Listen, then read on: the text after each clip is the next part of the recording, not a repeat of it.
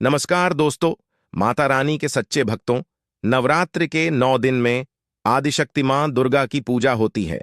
नवरात्र के 9 दिन माता रानी के 9 अलग-अलग स्वरूपों का पूजन किया जाता है। नवरात्र के 9 दिनों में माता रानी को अलग-अलग स्वरूप के हिसाब से अलग-अलग फूल, अलग-अलग भोग अर्पित किए जाते हैं। दुर्गा माता शास्त्रों और पुराण के अनुसार नवरात्रि के पावन पर्व पर माता रानी अपने भक्तों के घर में विराजमान रहती हैं।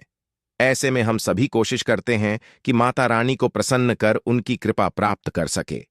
माता रानी की कृपा प्राप्त करने के लिए भक्ति नवरात्र के 9 दिनों में कलश स्थापना करते हैं, माता रानी की चौकी की स्थापना करते हैं, अखंड ज्योत जलाते हैं, दुर्गा सप्तशती का पाठ करते हैं, व्रत और पूजन करते हैं। सभी भक्त माता रानी की कृपा प्राप्त करने के लिए अलग अलग उपाय करते हैं। माता रानी को प्रसन्न करने के लिए अलग वस्तुएं अर्पित करते हैं। लेकिन क्या आप जानते हैं, कुछ ऐसी वस्तुएं हैं जिन्हें नवरात्रि के दौरान भूलकर भी माता रानी को अर्पित नहीं करनी चाहिए।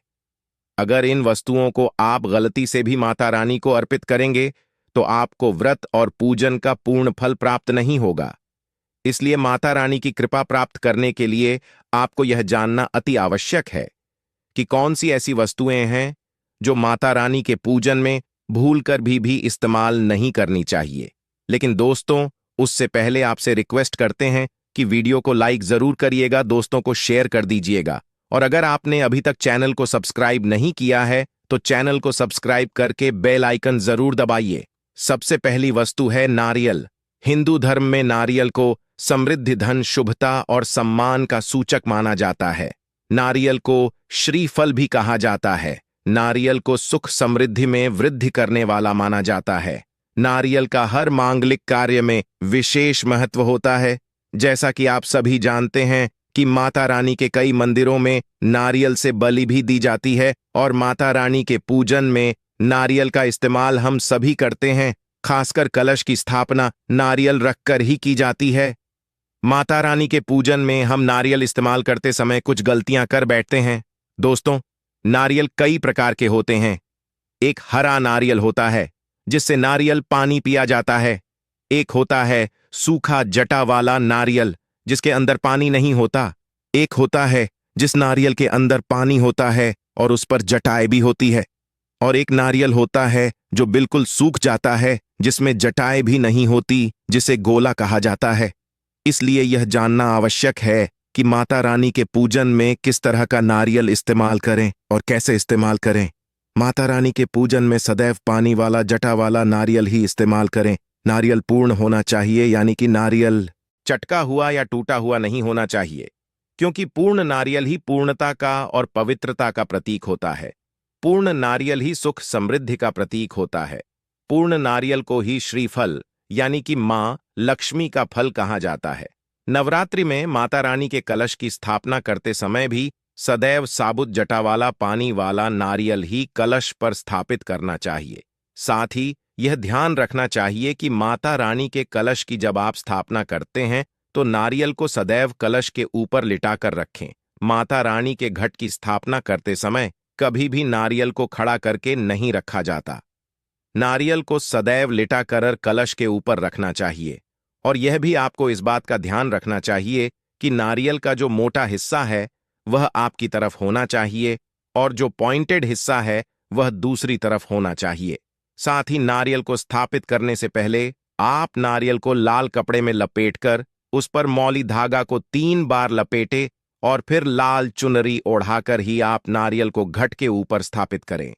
शास्त्रों के अनुसार कलश के ऊपर जब सही तरीके से नारियल रखा जाता है, सही प्रकार का नारियल रखा जाता है, तभी व्रत और पूजन का पूर्ण फल प्राप्त होता है। ये भी रखें कि महिलाएं माता रानी को नारियल अर्पित तो करें, लेकिन कभी भी माता रानी के सामने नारियल को तोड़े नहीं, क्योंकि नारियल बीज रूप होता है और स्त्रियां बीज रूप से ही शिशु को जन्म देती हैं। इसलिए कभी भी महिलाओं को नारियल को नहीं तोड़ना चाहिए। राशिफल का ज्ञान चैनल के माध्यम से आपको बता दें कि अगर आपको कर्जा संबंधित समस्या है, आप पर बहुत सारा कर्जा है, तो आप चमेली के तेल में सिंदूर मिलाकर उससे नारियल पर एक स्वास्तिक का चिन्ह बनाएं। अब इस नारियल को आप माता रानी के चरणों में अर्पित करें। फिर नवरात्रि के मंगलवार या शनिवार के दिन इसे ले जाकर आप हनुमान जी के चरणों में अर्पित कराए। ऐसा करने से कर्ज उतर जाता है और तत्काल लाभ होता है। धन संबंधी समस्या को दूर करने के लिए आप कुमकुम से नारियल पर स्वास्तिक बनाकर इस नारियल को माता रानी के चरणों में अर्पित करें। नवरात्रि में माता रानी के चरणों में इस नारियल को रखा रहने दें और नवरात्रि खत्म होने के बाद आप इस नारियल को अपने धन रखने के स्थान पर रख दें। ऐसा करने से आर्थिक संकट दूर होता है और धन का लाभ होता है। मनोकामना पूर्ण करने के लिए आप एक नारियल को लाल सूती कपड़े में लपेटकर माता रानी के चरणों में अर्पित करें और माता रानी से मनोकामना पूर्ण करने की प्रार्थना करें। फिर नवरात्रि के आखिरी दिन में आप इस नारियल को ले जाकर किसी शुद्ध बहते हुए जल के स्रोत में यानी कि किसी नदी या नहर में बहा दें। ऐसा करने से माता रानी की कृपा से मनोकामना जल्द ही पूर्ण हो जाती है।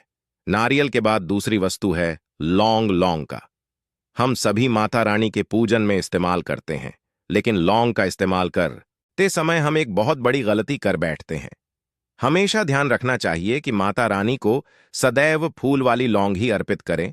जिस लौंग के ऊपर फूल नहीं हो या फिर जिस लौंग के पीछे लकड़ी की डंडी लगी हो, उसका आप माता रानी के पूजन में भूलकर भी इस्तेमाल ना करें।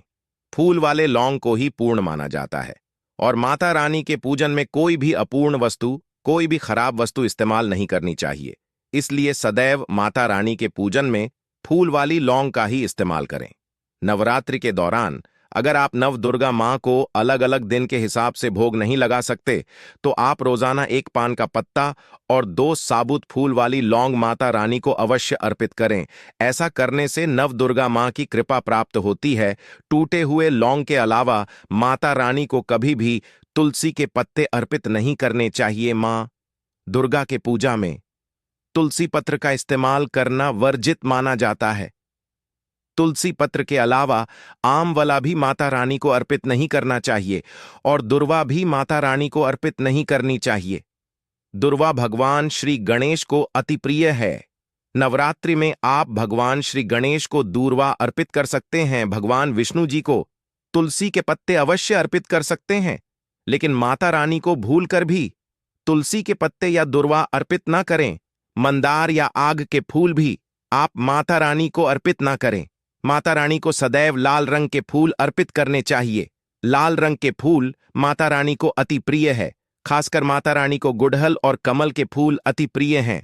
राशिफल का ज्ञान चैनल के माध्यम से आपको बता दें कि शास्त्रों में बताया गया है कि घर में माता रानी को 2 या 3 मूर्तियां या फोटो नहीं होने चाहिए। इस बात का भी आप विशेष ध्यान रखें और माता रानी के पूजन में कोई भी खंडित चीज इस्तेमाल ना करें। खंडित चीज जैसे कि छटका हुआ या टूटा हुआ दीपक या फिर चटका हुआ कोई बर्तन। साथ ही यह भी ध्यान रखें कि लोहे के और प्लास्टिक के बर्तन आप माता रानी की पूजन में इस्तेमाल ना करें।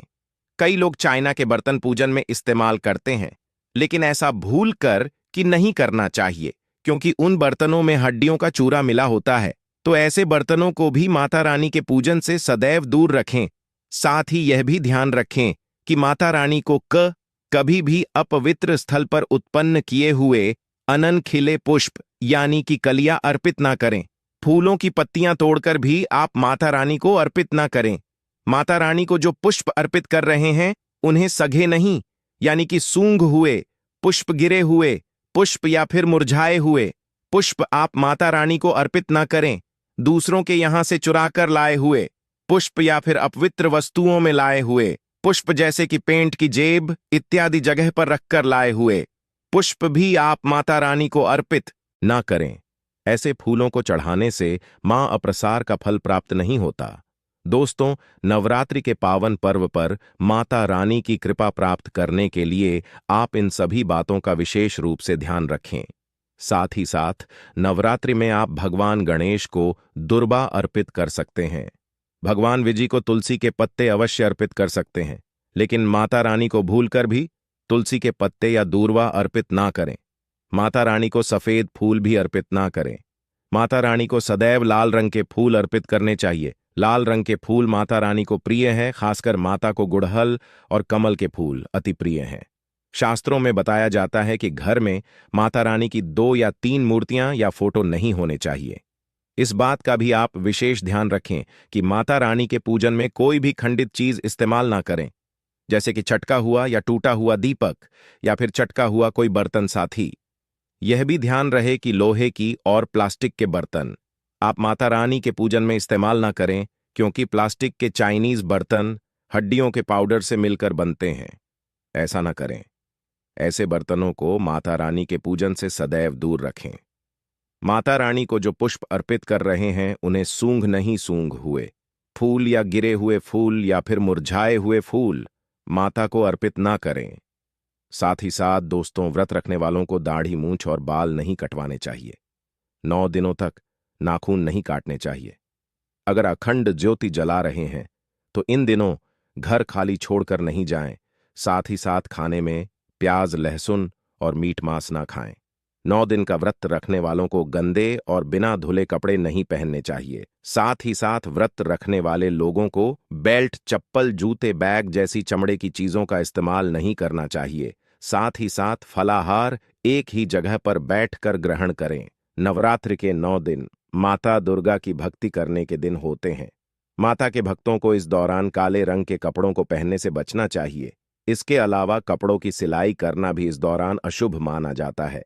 साथ ही साथ दोस्तों, कुछ ऐसे देव वृक्ष है जिनकी अगर पूजा की जाए, आराधना की जाए, तो हमारी पूजा आराधना कभी खाली नहीं जा सकती। नवरात्रि के समय में घी का दीपक जलाया जाए, चुटकी भर सिंदूर अगर इसकी जड़ में डाला जाए तो सभी प्रकार की मनोकामना की पूर्ति होती है। लेकिन आपको प्रार्थना जरूर करनी है कि हे परिजात वृक्ष, आप देवी स्वरूप कहे जाती हैं, आप हमारी सभी प्रकार की पीड़ा को दूर करें। गृह दोष है, पितृदोष है, लक्ष्मी दोष है, इसे आप समाप्त करें। लक्ष्मी स्वयं आपकी बहन है। माता लक्ष्मी का हमारे जीवन में प्रवेश कर जाए, इस प्रकार का आप हमें आशीर्वाद प्रदान करें।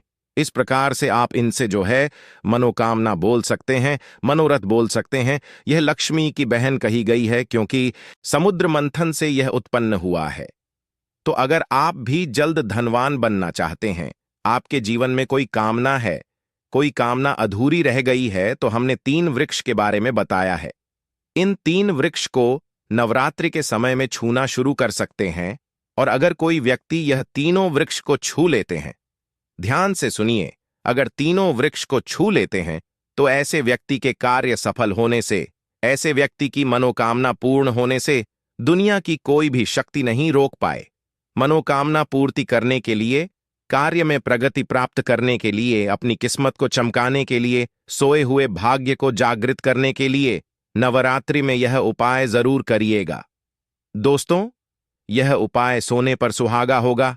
दोस्तों, यह उपाय करने के बाद आप अपने जीवन में देखेंगे, अब जिस भी काम को शुरू करेंगे उसे काम में आपको सफलता मिलेगी। आपके सभी दुख, दर्द, कष्ट दूर हो जाएंगे।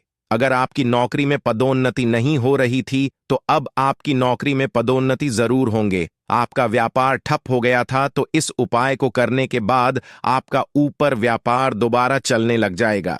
दोस्तों, इस वीडियो में बस इतना ही। अब मिलेंगे किसी नई जानकारी के साथ, लेकिन आपसे एक रिक्वेस्ट करते हैं कि इस वीडियो को शेयर जरूर कीजिएगा ताकि और लोग भी इस जानकारी का फायदा उठा पाए। और कमेंट बॉक्स में जय दी अवश्य लिखिए। आप सभी लोगों का धन्यवाद।